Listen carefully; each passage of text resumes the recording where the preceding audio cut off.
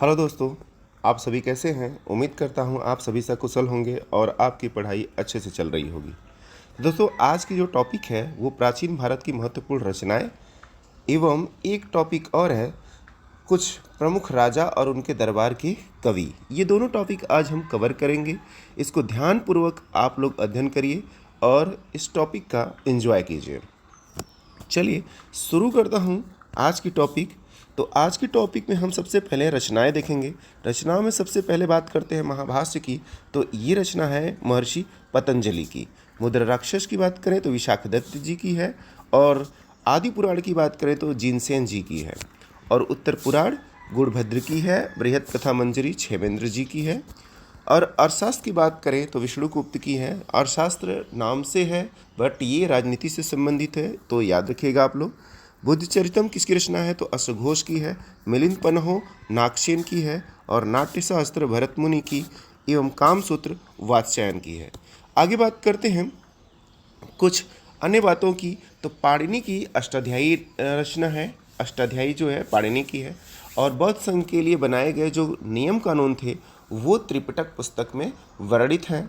और ब्राह्मण ग्रंथ जो है अथर्ववेद का वह गोपद ब्राह्मण में वर्णित है, और उत्तरामचरितम भवभूति की रचना है। इसके अलावा बात करें धार्मिक ग्रंथ त्रिपिटक की, तो ये बौद्ध धर्म से संबंधित है। और ऐत्रेय उपनिषद की बात करें तो ये ऋग्वेद से संबंधित है। और ऐसे ही नारद परिव्राजक जो उपनिषद है उसमें सा रे गा मा पा धा नी नामक 7 संगीत स्वरों के उल्लेख किए गए हैं। तो याद रखिएगा, नारद परिव्राजक उपनिषद में 7 संगीत स्वरों का वर्णन किया गया है।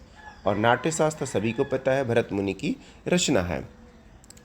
भरतनाट्यम का अध्ययन करने का स्रोत जो है अभिनय दर्पण है। तो याद रखिएगा, भरतनाट्यम का अध्ययन करने का जो स्रोत है वो अभिनय दर्पण है। तो दोस्तों, अब चलते हैं हम लोग दूसरे टॉपिक पे, कुछ राजा और उनके दरबारी कवि। जैसे बात करते हैं अश्वघोष की, तो अश्वघोष जो है कनिष्क के दरबार में रहा करते थे, ठीक है। और ऐसे ही पुलकेशिन के दरबार में जो कवि रहते थे उनका नाम है रवि कीर्ति। और राजा अश्ववर्मन के दरबार में वाकपति रहते थे। और कनिष्क के दरबार में सिर्फ अश्वघोष ही नहीं रहते थे, जबकि इनके अलावा नागार्जुन, चरक व सुमित्र भी रहा करते थे। नरसिंह वर्मन के दरबार के दरबारी कवि थे दानदीन, और हर्षवर्धन के राजकवि थे बाणभट्ट, और महिपाल के राजकवि थे राजशेखर। अमोघ वर्ष के राजकवि थे महावीराचार्य एवं जिनसेन। ये दोनों लोग जो हैं अमोघ वर्ष के दरबार के दरबारी कवि थे। जसुवर्मन राजा जो थे उनके दरबारी कवि थे भगवती, और चंद्रगुप्त मौर्य के दरबारी कवि थे चाणक्य। समुद्रगुप्त के दरबारी कवि थे हरिशेण, एवं सिंह विष्णु के दरबारी कवि थे महर्षि भारवी। अगला हम बात करते हैं चंद्रगुप्त द्वितीय की। तो कालिदास इनके दरबार में रहते थे, धन्वंतरी इनके दरबार में रहते थे, विशाखदत्त इनके दरबार में रहते थे, अमर सिम्हा इनके दरबार में रहते थे। और यही बात करें अगले शासक की, तो पृथ्वीराज चौहान थे। पृथ्वीराज चौहान के दरबार में चंद्र बरदाई एक प्रमुख जो है कवि रहा करते थे। अगला है सातवाहन जो वंश थे उनके दरबारी कवि थे गुणाध्याय। उनको गुणाध्याय कहा जाता था। अलाउद्दीन खिलजी में अमीर खुसरो और मीर हिशन देहलवी रहते थे। शाहजहां के दरबार में 3 कवि रहते थे, अब्दुल हमीद, जगन्नाथ पंडित और उस्ताद अहमद लाहौरी। ये शाहजहां के दरबार के कवि रहते थे, दरबार में कवि रहते थे। और मोहम्मद गजनी के दरबार में अल-बरूनी रहते थे। अकबर के दरबार में अबुल फजल, अब्दुल रहीम खान खाना, ये 2 कवि रहा करते थे। लक्ष्मण सेन के दरबार में जयदेव थे, जिन्होंने गीत गोविंद की रचना किया हुआ है। अगले हम बात करते हैं शासक की, तो मदन पाल हैं। मदन पाल जो हैं संध्याकर नंदी जो थे इनके दरबार के दरबारी कवि थे। तो दोस्तों, ये बात आपको ध्यान रखना है। आगे हम बात करते हैं सुल्तान महमूद की। किसकी बात करते हैं? सुल्तान महमूद की बात करते हैं। तो सुल्तान महमूद के दरबार में फिरदौसी थे, जिन्होंने शाहनामा की रचना की थी। अगले बात करते हैं शिवाजी। शिवाजी के दरबार में परमानंद रहते थे। फिरोज शाह तुगलक के दरबार में जियाउद्दीन बर्नी बरनी रहा करते थे। याद रखिएगा, जियाउद्दीन बरनी किसके दरबार में रहते थे? फिरोज शाह तुगलक के दरबार के दरबारी कवि थे। कुतुबुद्दीन ऐबक के दरबार के दरबारी कवि थे हारून निज़ामी। क्या नाम था उनका? हारून निज़ामी इनके दरबार के दरबारी कवि थे। तो दोस्तों आप इनको याद रखेंगे। अगला है, राजा चोल राज के दरबार में कंबन रहते थे। राजा चोल राज के दरबार में कंबन कवि रहते थे और छुटी खान के दरबार में श्रीकर नंदी दरबारी कवि के रूप में सुशोभित कर रहे थे।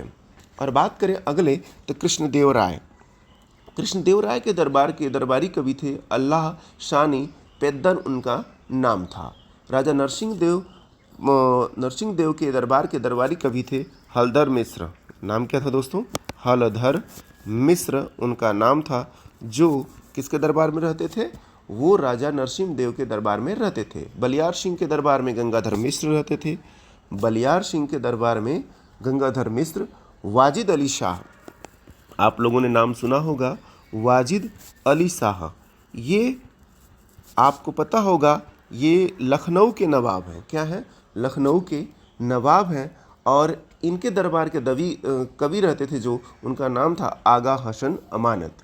ठीक है दोस्तों, याद रखिएगा, आगा हसन अमानत। राष्ट्रकूट राजा कृष्ण थर्ड के दरबार में जो दरबारी कवि थे वो थे पोन्ना। उनका नाम क्या था? पोन्ना। दरबारी कवि थे पोन्ना। राजा वर्मलता के दरबार में माघ कवि रहते थे, माघ कवि। और होयसल राजा के दरबार में राघवंका जो है, राघवंका राज कवि रहा करते थे। तो दोस्तों इस तरह से आज की टॉपिक ये यहाँ पर ख़त्म होती है। तो आप लोग ज़रूर से इसको याद रखिएगा, सारा जो है नोट कर लीजिएगा और नोट्स बना के बार बार इसे रिवाइज करिएगा, ताकि आपको अच्छे से ये चीज़ें याद हो जाएं और एग्ज़ाम में इनसे क्वेश्चन बनते ही बनते हैं। अगर वीडियो आपको फास्ट लग रहा हो तो इसे आप ब्रेक कर करके सारे क्वेश्चन को नोट कर लीजिए। मैं कहूँगा ये आपके लिए बेहद इम्पॉर्टेंट है। और मैं आज इसी पर विराम लेता हूँ। अगले टॉपिक के साथ मिलते हैं अगली वीडियो में। Thank you for watching.